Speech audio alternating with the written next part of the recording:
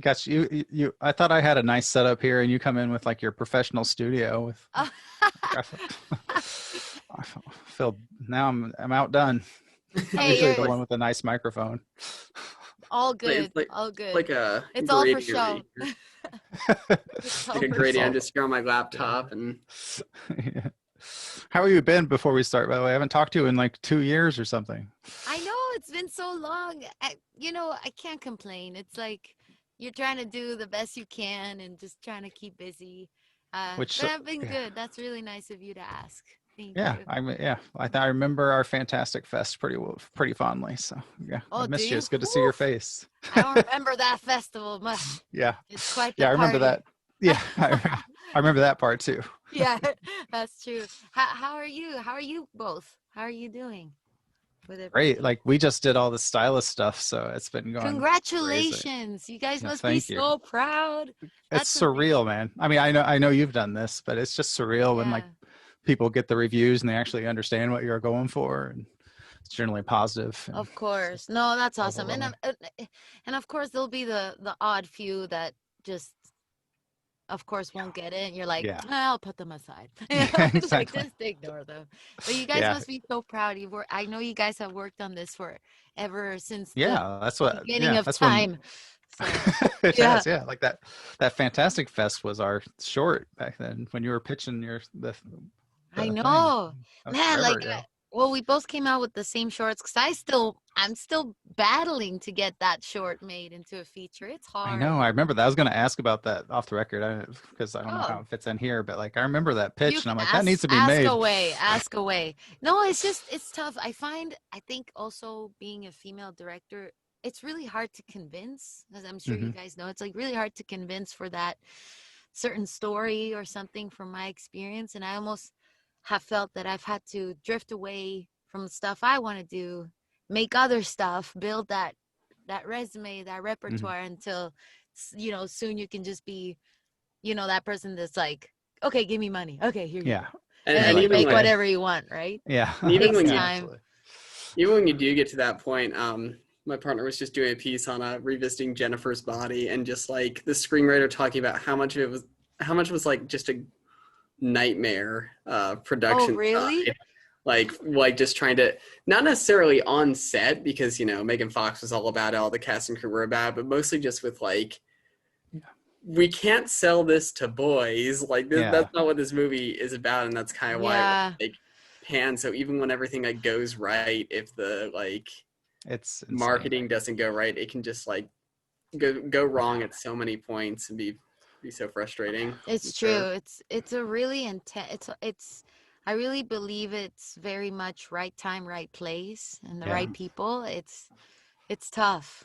It's just gotta be like the right time. Right now, it's like, ooh, everybody wants female diverse people. Well, I got those cards. ¿Qué pasó?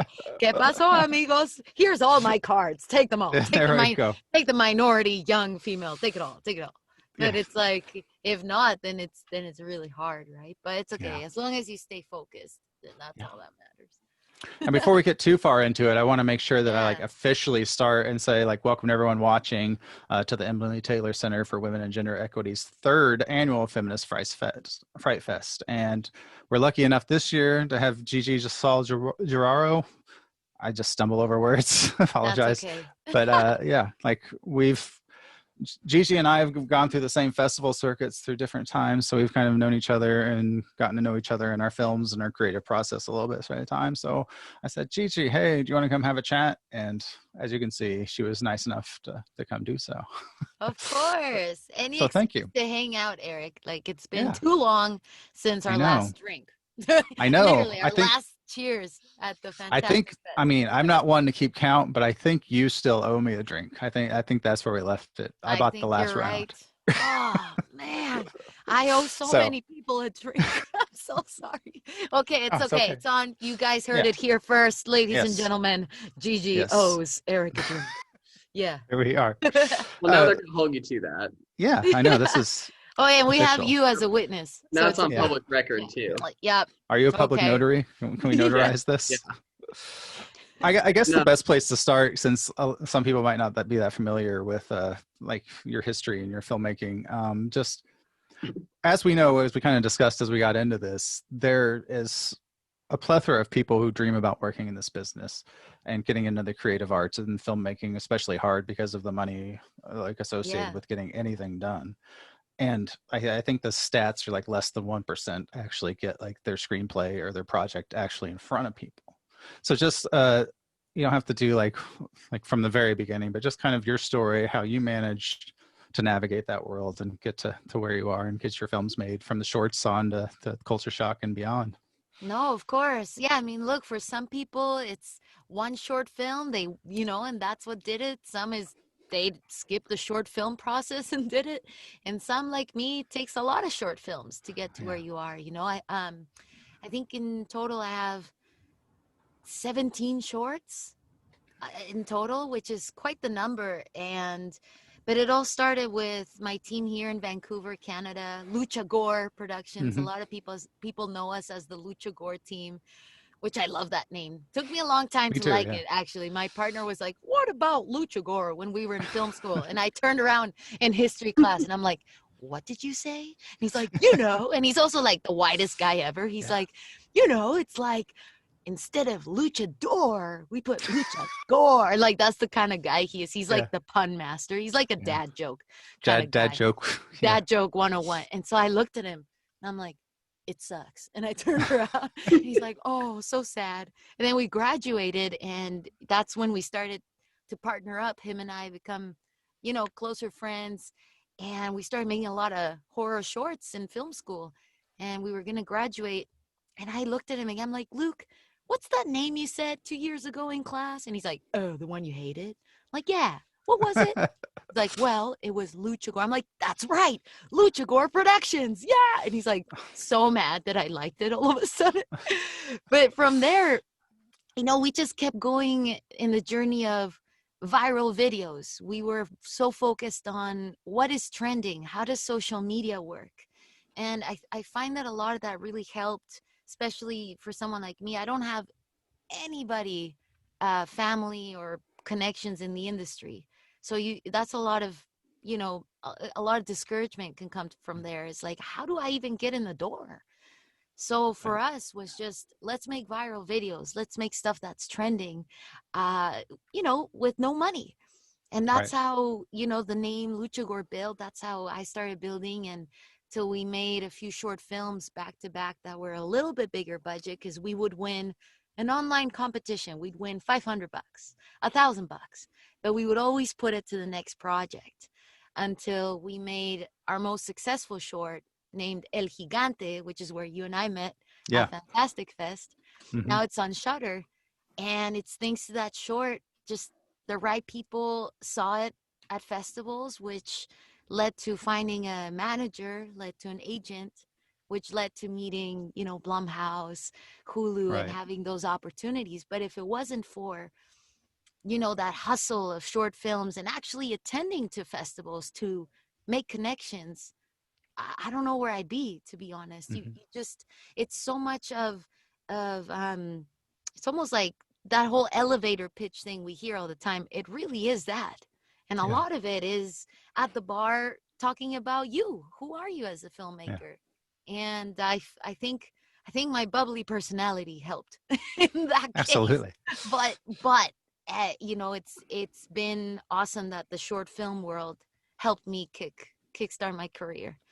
Well, that's what is really interesting to me about your career, is you have done it on your terms, which, like you're talking about earlier, like doing things to kind of get your foot in the door so you can really do what you want.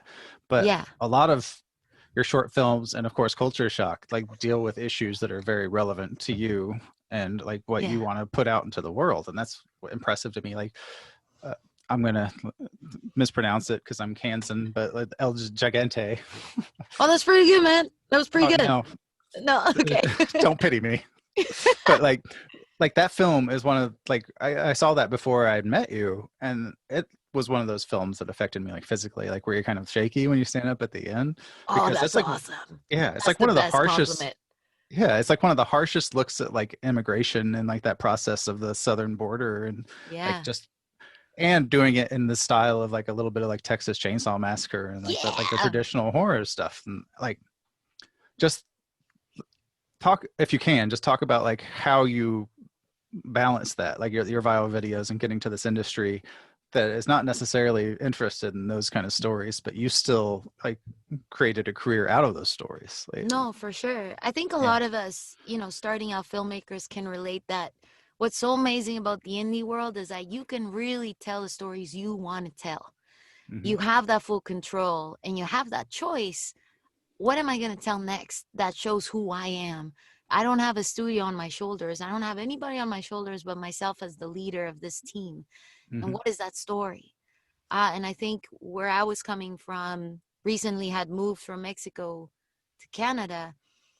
I felt through filmmaking, it really was a way to stay true to myself and trying to adapt here in Canada, trying to learn English, trying to just be somebody else.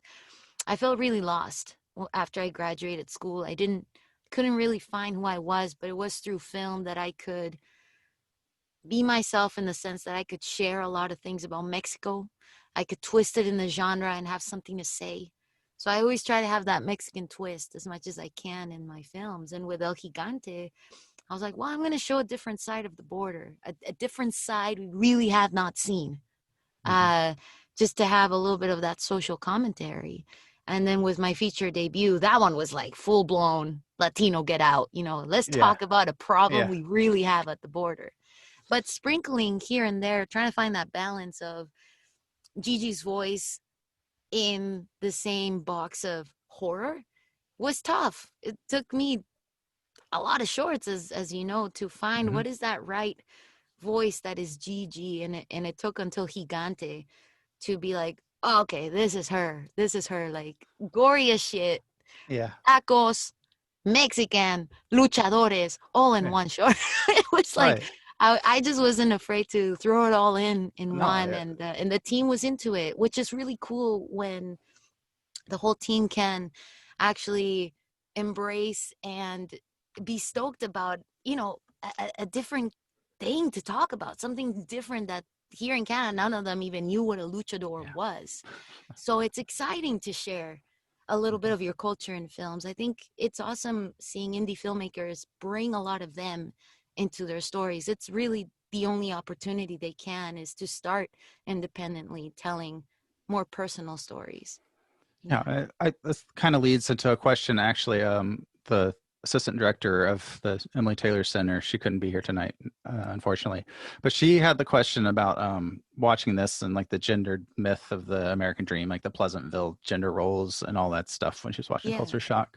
And she said, quote, like she had a quote from Malcolm X that came to her that said, "I'm speaking as a victim of the American system. I'm seeing America through the eyes of the victim. I don't see any American dream. I see the American nightmare." And she was just wondering, like, if that quote kind of resonates with your filmmaking and if that's how you approach it as the Latina immigrant woman experience. 100%. That quote has definitely been a big impact, especially being an immigrant, trying to adapt somewhere else. Those life experiences are so important to retain and remember. Even if they can be negative, they always will bring out a positive because you are the history of what comes next. You are that person that will share the rest of the story and how you can change the journey from there on. I think we have a huge advantage as filmmakers to be able to tell stories. And, with Culture Shock, in difference from, the quote that you told me, that's amazing. I think the Hispanic perspective of the American dream has been something we've been so oppressed with for many, many years, and why there's so much illegal border crossing. I think there's been an interpretation of the American dream that's gone in full circles of what it is. And I really wanted to showcase what that is, and that everybody has a different story of why they want to cross. And I felt not enough movies show that. Not enough movies show, why do people cross? Is it just to escape something? No, it's actually sometimes a bigger problem that we want to get away from. And everybody, no matter how hard your life is, everybody deserves a better life. Everybody deserves that choice. Some people don't have it, but everybody deserves that chance. And I just wanted to tap into that when it came to culture shock, but also show that the American dream is not everything we've dreamed about. It's not exactly what has been told to us. So I really wanted to go a little bit heavier.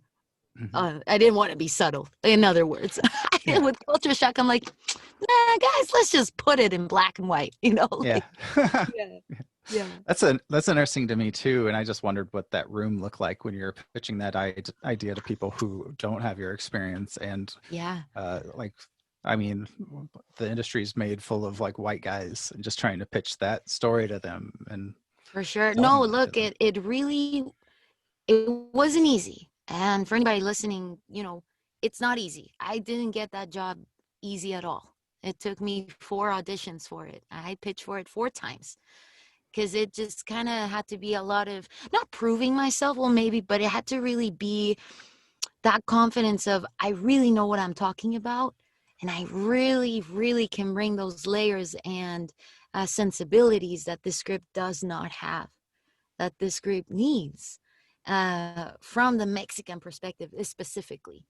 And I felt so passionate about how the border crisis it was happening, and it was right at that time when I made Culture Shock. It was right when all that stuff was going uncanny. on. So like the release date was like, oh my god, oh dude, I was so scared when the movie was gonna come. I'm like, all right, Trump supporters, come at me. So it definitely was, especially because I'm not American, and the theme was 4th of July.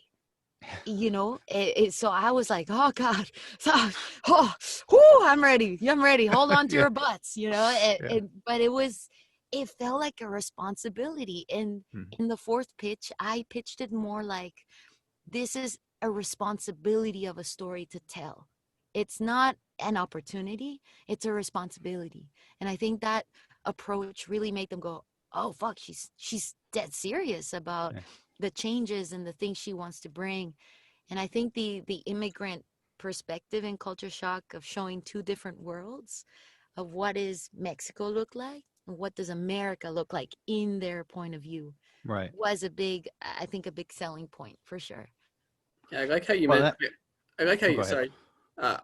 mentioned earlier, like the like kind of pointing at a like diversity of experience of like everyone has their reason to cross. It's not just everyone chasing one American dream, that you kind of like have to have this this more nuanced perspective on like the specificity of experiences that you're obviously bringing to the table. And I was just kind of wondering, Megan left another question just broadly about kind of what it's like working as Latina in a industry very often, as Eric said, a lot of rooms and studios and writers' rooms just full of like white men. And I was wondering if it's kind of 2-part. If Blumhouse was, you feel, kind of more understand, because they're kind of relatively more of an indie studio. If they were a bit more flexible than you feel like a larger studio would be, or if if they were kind of accepting of that. Oh, incredibly. Like, I could tell Blumhouse wanted to just bring that diversity. I could tell they were looking hard for who was going to tell the story or the rest of the other stories they have. And what I like about Blumhouse, they almost look at things like there's no risk. And also the way that they film stuff is much like very low budget. It almost killed me, don't get me wrong. But it's really ambitious what they try to make with no time, no money, but they get it done. And I think we need more studios like that don't look at this as a risk. It's not a risk to get a minority to tell the story, to get a young female to tell the story. It's not a risk. It's just a change. It's a change that we need. Especially when, like, right? I know there's even other directors who are kind of wanting to touch on the same subject matter. Just last year, the film Knives Out, its kind of social angle was that, but it was also, written and directed by a white guy. And so there's kind of that push-pull of like people who are already in the industry wanting to touch on that, but also you obviously want your voice in there too, since it's your experience. And I think it's going to be a battle we have to continue to push for, and there's so much room for it still, right? But it's our responsibility as indie filmmakers who can tell the stories we want to do them. Because if we don't challenge the audience to accept these kinds of stories told by that perspective, then that change is not going to happen. Because it's so much harder and much more competitive in the studio that we got to start from the bottom to trickle ourselves in almost, and I think, smaller, I don't even want to call Blumhouse small, but like studios that follow a smaller size of a project are taking those risks that hopefully will inspire the rest. I think it is happening. To be honest, after I made Culture Shock, man, what a difference it's been being in those rooms, like you were asking in the first part of your question. It's literally night and day of a difference. The respect, the attention, the opportunities, the consideration it's night and day, but it's unfortunate that it had to happen after I made a feature. It wasn't there at all with my short films, even though I had like 100 of them. Didn't matter who Gigi was or her work. Sure, he got to school, doesn't matter. But it wasn't until after that, and then after I directed the Purge series, that people were like, oh, okay, I think she means, I think she's all right. It was like, actually, I think she knows what's up. But it just had to be quite the hustle and the push. Right. But thanks to, Blumhouse for taking that risk. It changes everything. Yeah. I remember talking to Ryan about that, and he's just like, it's nothing for us to throw $1 million at someone and just see what happens. Like, for our budget, that's nothing. And I think that's important, especially the way that the movie business here in the United States is, where we don't have a lottery system and we don't have like state funding. It's all capitalism based. So like, wow, your respect now is because you've proven to be profitable. Unfortunately, like you get into those meetings now and they respect your skill set for sure, but there is like that weird, like people have taken the chances. Yeah, they've taken chances on like minority like voices and stuff for that reason, like, because it's low risk, high reward kind of situation. 100%. So I think it's coming out a little more negative than I mean, but I think it's a positive thing, because I think sometimes they don't take those risks for like ethical, noble reasons. They're just taking it for like, let's throw things out and invest nothing and see what happens. But people are responding to it. Like, but people are responding to you. And that's changing. Yeah. That's like they're like, hey, we like these women directors are actually getting a response. Like, we should hire more women directors. And exactly. I didn't see it as a negative when they were like, we need more young women minorities. I'm like, I was like, who's that? I was like, here, teacher, here, but it's okay. I was like, as long as it's not a negative, I couldn't agree with you more. It's just, we are realizing it. So it's like, all right. I think if you're on that other side of those voices that haven't had that light, you can't complain about it. You have to hustle, and you have to, I think what a lot of people don't do right that are on that side is they're complaining and they're waiting for that door to open or that plate to be served. It doesn't work like that. We already have it, as a girl already, I got it so much harder. So that being said, can't complain, just work hard. In my case, work harder. It's not a bad thing to do that. So, so you can't bitch about it. You have to work so hard. And in the industry, that's how it is, Yeah. Well, and like a little bit more praise for you, since, you still owe me that drink. I might as well make it too. But like people, but people such as you, that have worked this hard and gotten like these ingrains and made them realize, even if it's for the wrong reasons, like totally wrong reasons, which I don't think it is with certain, like, I think Blumhouse is pretty reputable, but like, even if people are funding this stuff for all the wrong reasons just to make money, you are creating that path for more voices. And before the world knows it, we're going to have that more of an equity because of that. Like 100%. It's really up to us to continue that push, right? So, but it's been exciting. Like, the biggest but the biggest talk on Culture Shock was to allow it be half Spanish, half English. And it's literally, I think it's 60% in Spanish than in English, I think, if I like put it all together. And that's a big change. Like, I was like, oh my God, I can't believe I won that compromise compared to the other things. Yeah. So it's amazing because, at one point Hulu was like, our audience doesn't like to read subtitles. They don't like to read subtitles. Gigi, I was like, well, make them learn. I was like, oh, challenge them. So it's a lot of learning to what compromise are we gonna, which babies will we agree to kill and which ones will we keep? Oh, for those listening that don't know the film term, killing babies, that's our way of saying compromise. It's evil, but it works. So it's like just finding what are the right battles to choose so we fix that change.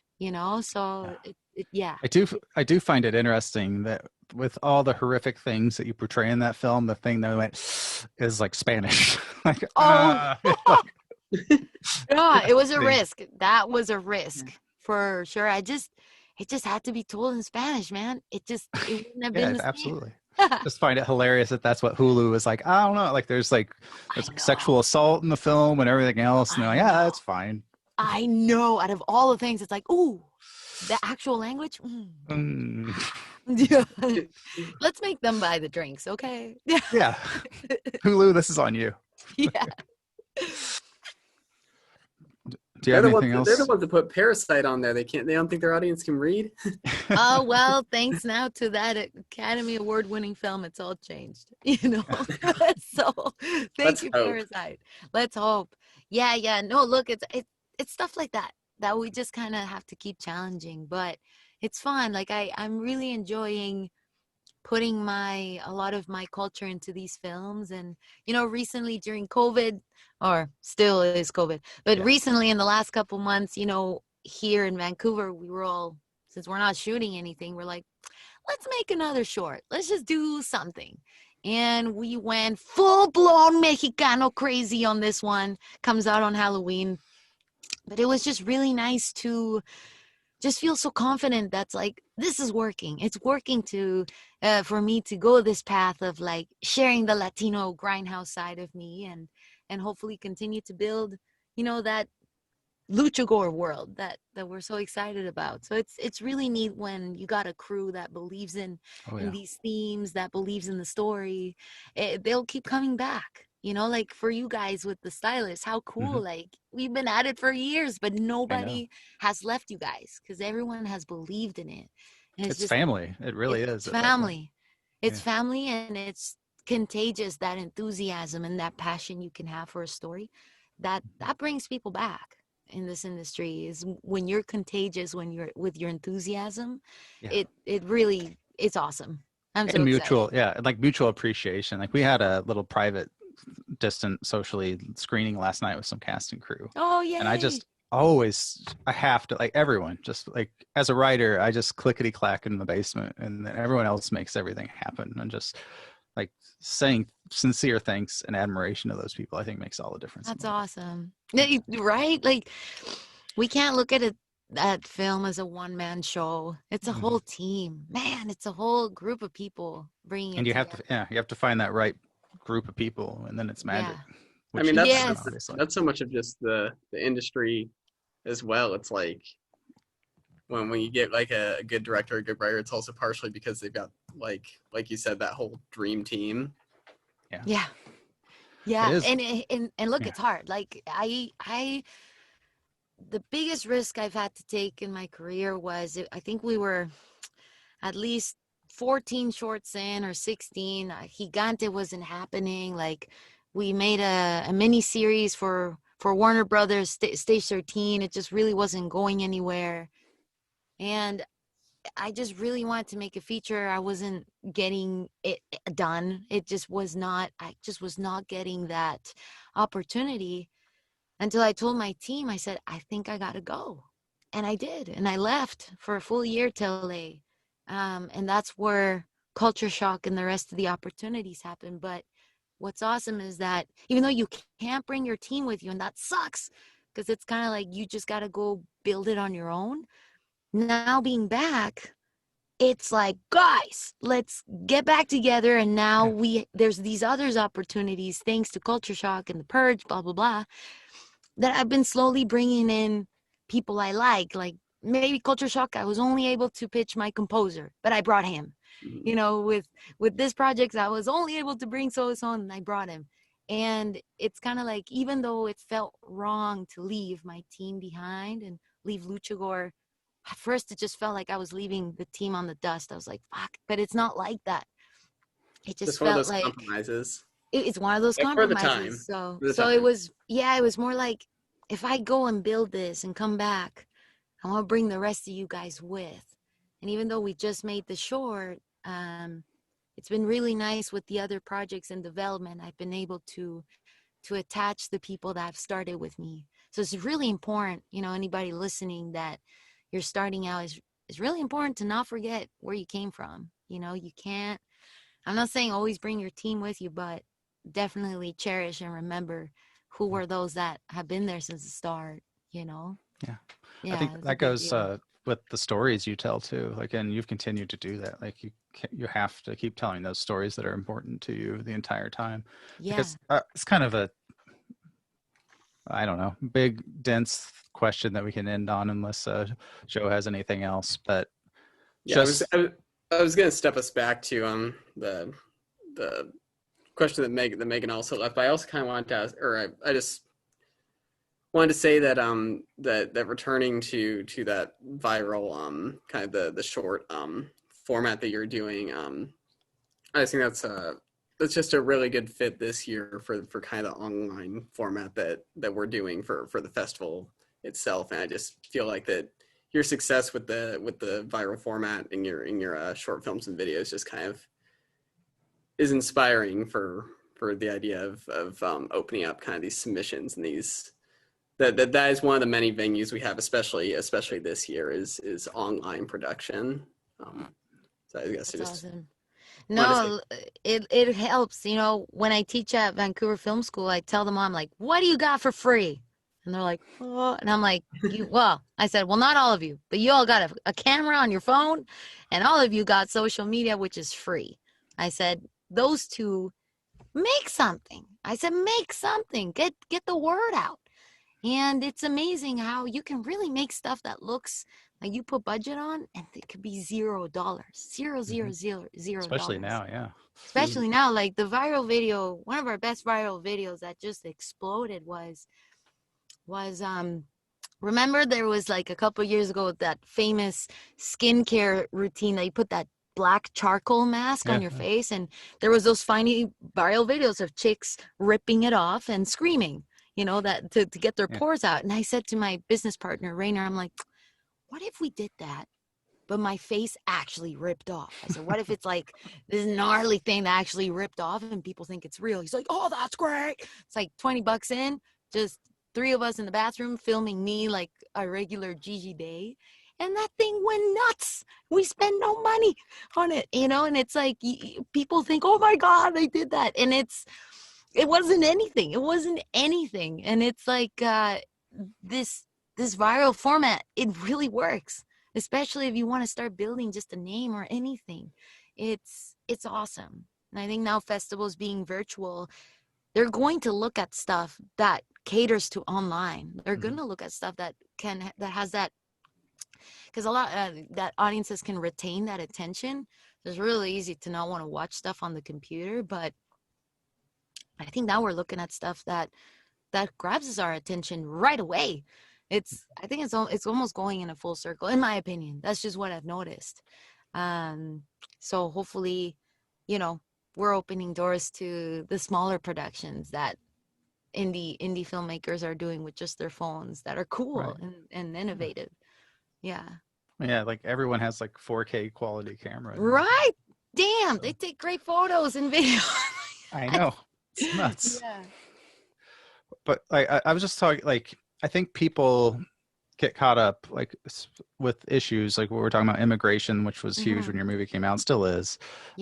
Everything else, like people get in these dialogues and they argue and it becomes these political things. I just want your thought on like art and filmmaking in general, which is what we do, like storytelling through that point. Like you're telling stories that are from your point of view, but you're telling them with empathy, where people who may be arguing the politics but can watch your movie and sympathize with your character, and whether they realize that or not, that softens their political views a bit and makes them question things a little bit. Just like your thought on like storytelling in general and filmmaking in general, and how it's kind of an underrated tool in this basic communal part of being human. Like if we all did art more often, I think we'd have a better community. 100%. I think imagination and creativity keeps us together. It really does. And I think through storytelling and filmmaking, I mean, especially in horror, but I feel that it's one of the best ways to escape reality. I see it as the reason why I say especially horror is because we have so much shit in the world. We have so much atrocity and cruelty in the world that I think we enjoy horror because it's letting us enjoy it, you know, horrific things in a more entertaining way, and it's just a way to escape actual problems we got.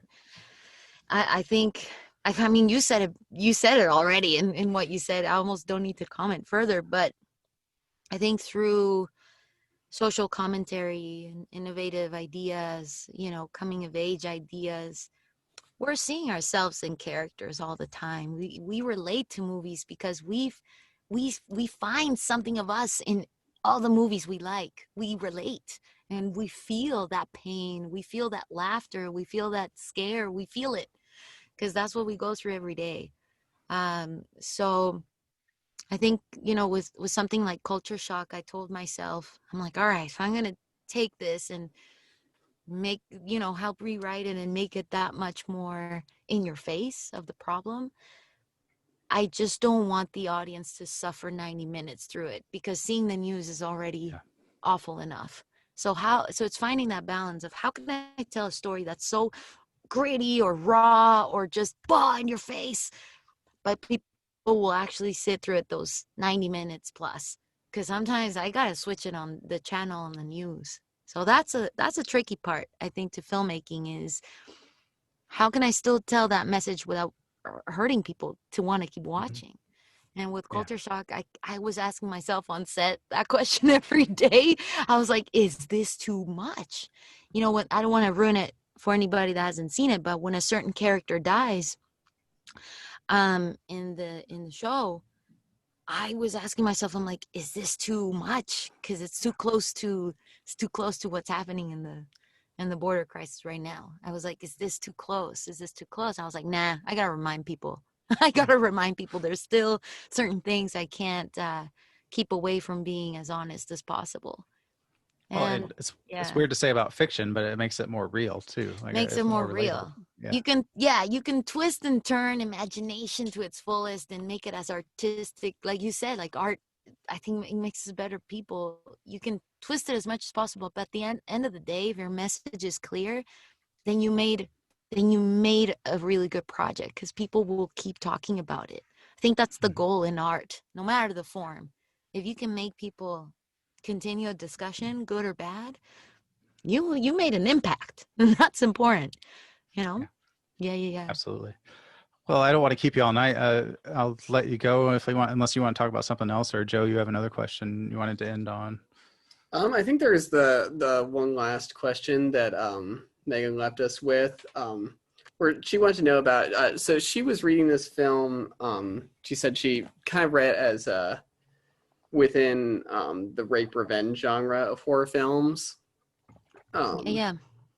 And she was talking about how it's shot very differently. It's not shot as a spectacle, or and it's shot outside of as she says, kind of the male gaze. And so I wanted, I guess,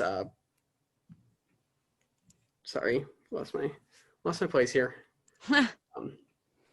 So Sorry. So our questions were about your thoughts on that subgenre, and I kind of wanted to ask more broadly about how genre kind of informs your work, and if you like consciously engaged with that subgenre of horror and thriller of the rape revenge in shooting this film, and if you were trying to kind of intentionally engage with and subvert that in some ways. Mm-hmm. You know, it's funny. A few of my short films, without me wanting to do it, it ended up being this subject of rape revenge. I'm like, how did I get here again? You know, a lot of people ask me, they're like, you must be so into that. I'm like, I don't know. Am I? Like, I didn't even realize it. And even with Culture Shock too, like, I was one of the big rewrites on it was that it had this, harsh subject of rape and revenge in it. And that I was like, well, but in a way, it made our lead made our lead character, Marisol, it made her just that much more vulnerable in a way. And I think that subject matter has been subtly in horror for so long. But we've always seen it in the perspective for many movies. We've seen it on the perspective of, I don't want to say a weaker female character, but almost just that damsel in distress, if I may say. It's the virgin, or it's almost that character that we see grow into something. The one that, oh, poor her, she was weak at the start, that happened to her, but grows into something. I think once Grindhouse started kicking in, once more gritty movies like in the 80s and 70s, like I Spit on Your Grave and movies like that started coming out that were not afraid to speak on that genre, it changed it all. I think it completely changed the perspective on it to feel a lot more powerful. It's a really interesting subject. I remember reading a lot on it in theory class, and the perspectives can be totally point A to point B of what people think about it. And I always thought it was very much a subject matter that caters to women, because in the female body, that is possibly one of the worst things that could happen to you.